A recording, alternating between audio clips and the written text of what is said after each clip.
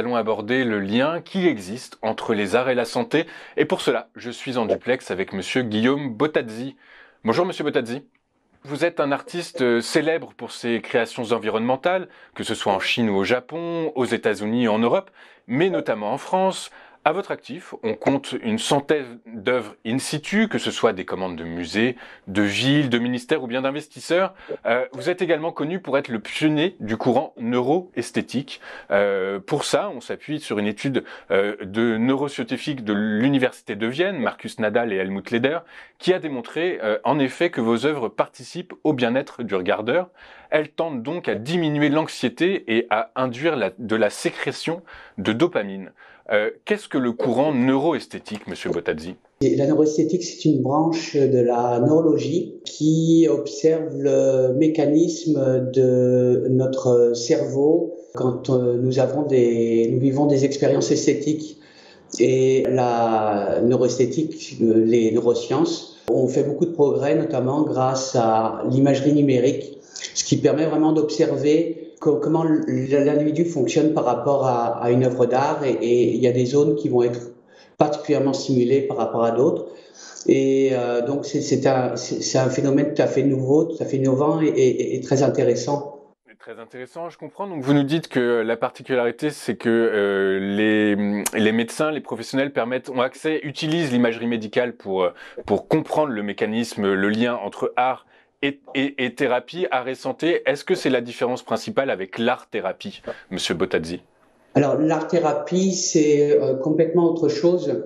En fait, c'est une façon de faire pratiquer l'art à un public. Alors, souvent, c'est dans un milieu de santé. Et donc, peindre fait du bien, ça permet de déstresser, de relaxer. Les neurosciences s'appuient sur c'est un pont entre la neurologie et l'art. Ça permet vraiment de comprendre comment fonctionne notre cerveau par rapport à une œuvre d'art. Alors l'art pourvoyeur de bonheur, ça existe et maintenant c'est prouvé, c'est factuel. D'accord, donc en fait, effectivement, la différence se base, enfin, la neuroesthétique, en fait, se base sur des données en dur, en fait, en réalité, ce qui se différencie donc de l'art-thérapie. Vous nous parlez à l'instant de cette fresque que vous venez de réaliser. Est-ce que elle est réalisée conjointement avec des neuroscientifiques, des psychologues, des médecins? Comment abordez-vous la création de vos œuvres, monsieur Bottazzi? J'ai eu la chance de faire l'objet d'une étude scientifique pour connaître les effets de l'observateur en regardant mes œuvres et tendent à diminuer l'anxiété et à produire la dopamine. Donc, elle favorise le bien-être. Après, il y a un cahier des charges qui va être plus ou moins pertinent en fonction d'un contexte. Par exemple, on a une perception globale et il va y avoir un lien entre l'œuvre et ce qui se passe autour, les courbes, les couleurs affectées. Par exemple, quand on regarde une femme avec une robe rouge, eh bien, le rythme cardiaque des hommes s'accélère. Voilà, donc il y a tout un cahier des charges qui va me permettre, moi, de réaliser une œuvre. Par exemple, la dimension, la monumentalité. Donc, on immerge le public dans l'œuvre. Donc, il devient acteur de ce qu'il voit et donc il va approprier plus facilement l'œuvre. D'accord, je comprends.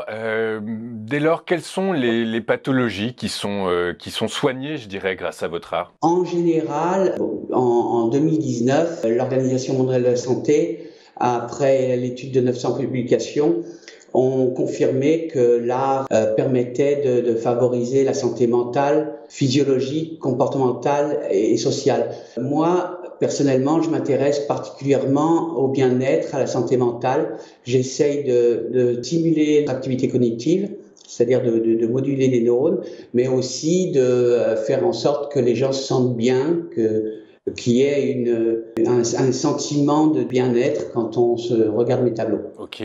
Vous nous avez parlé à l'instant de courbes, de couleurs, de dimensions. Est-ce que ce sont les ingrédients pour réussir, pour confectionner une œuvre d'art qui rentre dans le champ de ce courant neuroesthétique? Ou est-ce qu'il y a d'autres, est-ce qu'il y a un secret quel est votre secret, en quelque sorte, monsieur Bottazzi? Il y a plein de données. Par exemple, on sait que le corps et l'esprit sont étroitement liés. La dopamine, par exemple, les émotions passent par colonne vertébrale.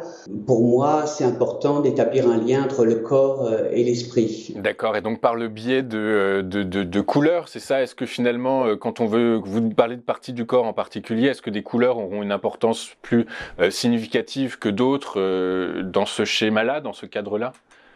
Tout est important. La couleur, c'est d'abord la lumière, parce qu'en fait, c'est production de longueur d'onde.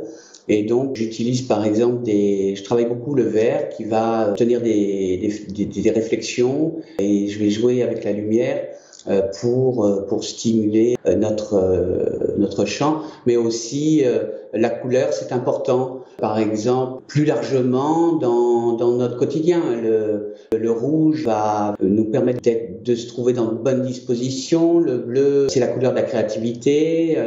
Par exemple, le rose est préconisé pour les prisons, parce que c'est une couleur assez positive, mais aussi douce. Donc la couleur, c'est aussi un des paramètres, mais c'est assez complexe parce qu'il y a beaucoup d'études là-dessus, et c'est en plein foisonnement. Et ce qui est nouveau, c'est que l'artiste s'approprie ces réflexions pour le valoriser à travers l'art. Vous êtes sculpteur, vous êtes peintre, vous travaillez le verre.